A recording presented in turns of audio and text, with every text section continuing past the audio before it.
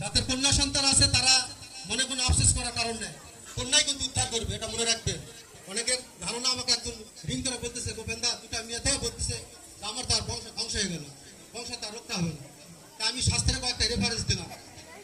অতএব কন্যা লক্ষ্মী স্বরূপা দেবী ভাগবতে বলতেছে, এতে দুঃখ পাওয়ার কিছু নেই, কন্যারাই উদ্ধার করবে, কন্যারাই শ্রাদ্ধ ক্রিয়া পিণ্ডদান করতে পারবে, এতে কোনো সমস্যা নাই।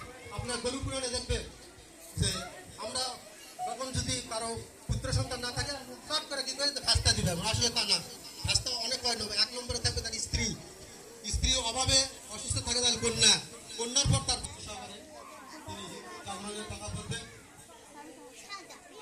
জাতিভেদ পরপতা মূর্তি পূজা কেন আমরা করি, বর্তমান সমাজে আমাদের ধর্মান্তরিত একটা ব্যাপক কিন্তু প্রভাব পড়তেছে, ব্যাপক ধর্মান্তরিত হচ্ছে। কিভাবে ধর্মান্তরিত রোধ করা যায়?